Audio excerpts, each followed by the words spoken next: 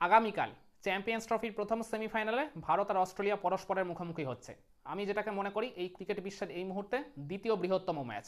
ভারত পাকিস্তান ম্যাচকে সবচেয়ে বড় ম্যাচ বলা হয়ে থাকে, কিন্তু তারপরেই ভারত আর অস্ট্রেলিয়া যখন মুখোমুখি হয় তখন তাদের লড়াই দেখার জন্য কিন্তু এই গোটা ক্রিকেট বিশ্ব অধীর আগ্রহে অপেক্ষা করে থাকে। তো তার উপর যখন এইরকম আইসিসির একটা টুর্নামেন্টের এই বিগ ম্যাচ সেমিফাইনালে যখন মুখোমুখি হচ্ছে এই দুই দল, তখন তো মানে একটা আর কি প্রবল আগ্রহ তো আর কি ক্রিকেট সমর্থকদের মধ্যে থাকবেই। তো ভারতের সামনে খুব ভালো একটা সুযোগ রয়েছে এই নকআউট পর্বের ম্যাচে অস্ট্রেলিয়াকে টোটালি নকআউট করে টুর্নামেন্ট থেকে ছিটকে দেওয়া, আর সাথে ফাইনালে নিজেদের স্পটটা কনফার্ম করে নেওয়া। তার জন্য তো অস্ট্রেলিয়াকে হারাতে হবে। তো অস্ট্রেলিয়াকে হারাতে গেলে মানে তাদের কোন কোন প্লেয়ারদেরকে নিয়ে ভারতের আলাদা করে গেম প্ল্যান করা উচিত, বা তাদের এগেনস্টে কোন কোন স্ট্র্যাটেজি নিয়ে মাঠে নামা উচিত, চলুন সেগুলো নিয়ে আজকের এই ভিডিওয়ে আলোচনা করা যাক। আমি একটু আলোচনাটা যদি শুরুর থেকে করি, তাহলে অস্ট্রেলিয়ার হয়ে এই লাইন আপে ওপেন করেন ওই ম্যাথিউ শর্ট আর ট্রাভিস হেড। দুজনেই ডেঞ্জারাস ওপেনার, মানে সাম্প্রতিক সময়ে এরা কিন্তু ব্যাট হাতে বেশ ভালো ছন্দে বা ভালো টাচেই রয়েছেন। ম্যাথিউ শটের কথা বলতে হবে, তিনি কিন্তু ওই মানে ইংল্যান্ডের এগেনস্টে ম্যাচটা মানে যেটা অস্ট্রেলিয়া ওই রেকর্ড রান চেস করে জিতলো, তো সেই ম্যাচে কিন্তু আর কি প্রথম দিকে মানে ফার্স্ট পাওয়ার প্লের মধ্যে অস্ট্রেলিয়া দুইটা উইকেট খুইয়ে ফেলেছিল, কিন্তু তারপর থার্ড উইকেটে ওই লাবুসানের সাথে একটা খুব গুরুত্বপূর্ণ ক্রুশাল বড় পার্টনারশিপ করে তিনি কিন্তু অস্ট্রেলিয়াকে ওই ম্যাচে আবার প্রবলভাবে কামব্যাক করেছিলেন, সাথে নিজেও ওই 60 অড রানের একটা খুব গুরুত্বপূর্ণ ইনিংস খেলেছিলেন। মানে তিনি বেশ ভালো ছন্দেই রয়েছেন। আর এছাড়া ট্রাভিস হেডের কথা আলাদা করে কি বলবো, তিনি তো যখনই ভারতকে সামনে পান তার বেস্ট পারফরমেন্সটা ওই জায়গায় অটোমেটিক্যালি বেরিয়ে আসে, সেটা যে কোনো ফরম্যাটের ক্রিকেটেই হোক না কেন। তো ট্রাভিস হেডকে তো নিয়ে আলাদা করে আমি মনে করি ভারতের টিম ম্যানেজমেন্টের 5 থেকে 6 রকমের পরিকল্পনা করে যাওয়া উচিত। আর এছাড়া আমার আর কি যেটা অবজারভেশনে চোখে পড়েছে, ট্রাভিস হেডকে একটু যদি শরীর থেকে দূরে বল করা যায়, মানে আউটসাইড দি অফ স্টাম্প, মানে বেশ আর কি মানে তার নাগালের বাইরে যদি কন্টিনিউয়াসলি বল করে যাওয়া হয় না, তাহলে ট্রাভিস হেড কিন্তু ফ্রাস্ট্রেটেড হয় ওই বলগুলো যখন আর কি অ্যাটেম্প করতে যান, তখন কিন্তু তার দুর্বলতাটা বেরিয়ে আসে, আউটসাইডে যে শিকার হতে পারেন বা বলতে পারেন মিস টাইমড হয়ে তিনি কিন্তু ওই জায়গায় মানে সাম্প্রতিক সময় বা বলতে পারেন বিগত 1 বা 2 বছর ধরে তিনি বেশিরভাগ সময় দেখা গেছে এইভাবেই আউট হয়েছেন।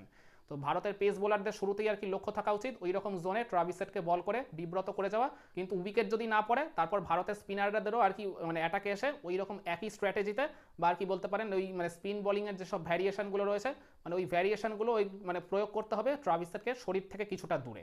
মানে এই স্ট্র্যাটেজিতে আর কি ট্রাভিস হেডকে খেলাতে পারলে আমার মনে হয় তার উইকেটটা তুলতে ভারতের খুব বেশি সময় লাগবে না। আর এছাড়া ম্যাথিউ শটকে নিয়েও আলাদা করে ডেফিনেটলি ভারতের টিম ম্যানেজমেন্টের পরিকল্পনা করা উচিত। আর নাম্বার 3-তে আসেন তাদের ক্যাপ্টেন স্টিভ স্মিথ। স্টিভ স্মিথও একসময় ভারতের নেমেসিস ছিলেন, যখনই তিনি ভারতকে দেখতেন একবারে বড় বড় ইনিংস খেলে আর কি অস্ট্রেলিয়াকে জেতাতেন। কিন্তু সাম্প্রতিক সময় তার মানে রেকর্ডটা ভারতের এগেনস্টে খুব একটা ভালো না হলেও স্টিভ স্মিথ তো স্টিভ স্মিথই, তিনি কিন্তু যে কোনো সময় আবার আর কি নিজের সেরা ছন্দে বা সেরা ফর্মে ফিরতেই পারেন। আর মেবি তিনি এইরকম বড় ম্যাচের জন্যই সবসময় অপেক্ষায় থাকেন। তো স্টিভ স্মিথকে নিয়েও আমার মনে হয় ভারতের টিম ম্যানেজমেন্টের অবশ্যই আলাদা করে পরিকল্পনা করা উচিত। আর তার যে দুর্বলতাটা আমার চোখে পড়েছে সেটা হচ্ছে ওই একদম সামনের দিকের লেংথের ডেলিভারিগুলোতে, মানে স্টিভ স্মিথ তো আর কি মানে যখন শর্ট নেগোশিয়েট করেন খেয়াল করে দেখবেন একটা বড় বেশ একটা ট্রিগার মুভমেন্ট করেন, ব্যাক অ্যান্ড অ্যাক্রস মুভমেন্ট করেন। তো যার ফলে ওই একদম সামনের দিকের লেংথে যদি তাকে বল করা হয় র পেসের সাথে, তাহলে কিন্তু স্টিভ স্মিথ দেখা গেছে বেশিরভাগ সময় তিনি ওই ফ্লিক করতে যান, তো ওই ফ্লিক করতে গিয়ে তিনি বলের লাইন মিস করে প্যাডে আঘাত খান। তো আমার মনে হয় এই স্ট্র্যাটেজির দিকে ভারতের টিম ম্যানেজমেন্টের একটু আলাদা করে পরিকল্পনা করে রাখা বা নজর দেওয়া উচিত বলে মনে হয়। আর এরপর আসেন মার্নাস লাবুসেন। মার্নাস লাবুসেনও কিন্তু ব্যাট হাতে বেশ ভালোই একজন পারফর্মার। সাম্প্রতিক সময় তার ফর্মটা খুব একটা ভালো না গেলেও মানে লাবুসেন কিন্তু যে কোনো সময় বা যে কোনো মুহূর্তে জ্বলে উঠতেই পারেন। তো আমার মনে হয় লাবুসেনকে নিয়েও ভারতের টিম ম্যানেজমেন্টের অবশ্যই আলাদা করে পরিকল্পনা করে যাওয়া উচিতই উচিত। আর এরপর আসেন তাদের ওই 2 উইকেট কিপার জশ ইংলিশ আর অ্যালেক্স ক্যারি। আমি মনে করি জশ ইংলিশ এই মুহূর্তে অস্ট্রেলিয়ার এই ব্যাটিং লাইন আপে সবচেয়ে ধারাবাহিক ব্যাটার, মানে বেশিরভাগ সময় বেশিরভাগ ম্যাচেই তিনি কনসিস্টেন্টলি রান পেয়ে গেছেন। আর ইংল্যান্ডের এগেনস্টে ওই মানে আর কি বিগ ম্যাচটায় মানে যেখানে আর রেকর্ড রান চেস করে জিতলো অস্ট্রেলিয়া, সেখানে তো 120 রানের একটা অপরাজিত ইনিংস খেলে এই জশ ইংলিশই ম্যাচটা একার হাতেই বের করেছিলেন বলতে পারেন। তো বেশ ভালো ছন্দে ভালো টাচেই তিনি রয়েছেন। তো তার এগেনস্টে তো আলাদা করে পরিকল্পনা করা উচিতই হবে ভারতের টিম ম্যানেজমেন্টের। আর এছাড়া আরেক যে উইকেট কিপার রয়েছে অ্যালেক্স ক্যারি, তিনিও কিন্তু বেশ ভালো ছন্দেই রয়েছেন। ওই পার্টিকুলার ম্যাচটা ইংল্যান্ডের এগেনস্টে ওই জশ ইংলিশের সাথে তিনি কিন্তু একটা বেশ মানে বিগ ড্যাডি পার্টনারশিপ করে অস্ট্রেলিয়াকে আর কি জয়ের মানে ভিতটা তৈরি করে দিয়েছিলেন। তো সব কিছু মিলিয়ে অস্ট্রেলিয়ার এই 2 উইকেট কিপার কিন্তু ব্যাট হাতে আর বেশ ভালো টাচে রয়েছেন। তো তার জন্য আলাদা করে ভারতের টিম ম্যানেজমেন্টের ডেফিনেটলি পরিকল্পনা করে যাওয়া উচিত হবেই। আর এই 2 ব্যাটার কিন্তু স্পিন খেলতে খুব একটা স্বচ্ছন্দ বোধ করেন না আমি দেখেছি, পার্টিকুলারলি ওই মানে জশ ইংলিশ। অ্যালেক্স ক্যারি স্পিনটা ভালো খেলেন, কিন্তু জশ ইংলিশ কিন্তু স্পিন খেলতে আবার দেখেছি মানে পার্টিকুলারলি কোয়ালিটি স্পিন খেলতে খুব একটা স্বচ্ছন্দ বোধ করেন না। আর ভারত যেহেতু হয়তো বা তারা 4 জন স্পিনার নিয়ে মাঠে নামবে, আমার মনে হয় বরুণ চক্রবর্তী আর কুলদীপ যাদব আর কি একদম পারফেক্ট বোলার হতে পারেন এই জশ ইংলিশকে দ্রুত প্যাভিলিয়নে ফেরানোর ক্ষেত্রে। আর এরপর আসেন তাদের ওই dangerous batter Glenn Maxwell. Maxwell এমন একজন ব্যাটার যিনি শুরুতেই দলকে ডুবিয়ে দিয়ে চলে যেতে পারেন, আবার একটা বড় ইনিংস খেলে মানে দলকে একাই তিনি আর কি উদ্ধার করতে পারেন। তো বিগ হিটার ম্যাক্সওয়েলকে নিয়েও ডেফিনেটলি ভারতের টিম ম্যানেজমেন্টের আলাদা করে পরিকল্পনা করা উচিত। আমার মনে হয় ম্যাক্সওয়েলের এগেনস্টে খুব ভালো স্ট্র্যাটেজি হিসেবে কাজ করবে ওই কোয়ালিটি স্পিন বোলিং।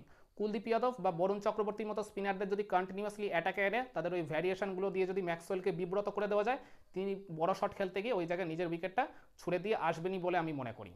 আর এছাড়া অস্ট্রেলিয়ার 3 পেস বোলার ওই বেন ডোয়ার্ট সুইস, নাথান এলিস আর স্পেন্সার জনসন, এই তিনজন কিন্তু যে কোনো সময় আর কি মানে ভয়ঙ্কর হয়ে উঠতে পারে ভারতের ব্যাটারদের জন্য। যদিও তারা ইন্টারন্যাশনাল সার্কিটে তুলনামূলক অনেকটাই নতুন, অনেকটাই অনভিজ্ঞ, স্টার্ক কামিন্স হ্যাজেলউডের অভাব অতটাও পূরণ করার মতো এদের ক্ষমতা নেই, কিন্তু তারপরেও তারা কিন্তু তাদের সামর্থ্যের দিক থেকে আর কি কোনো রকম ত্রুটি রাখছেন না। আর ভারতের ব্যাটাররা কিন্তু আগের ম্যাচে বেশ মানে শুরুতেই কিন্তু ব্যাটিং বিপর্যয় হয়ে গেছিল। টপ 3 ব্যাটার কিন্তু দ্রুতই ফিরে গেছিলেন প্যাভিলিয়নে।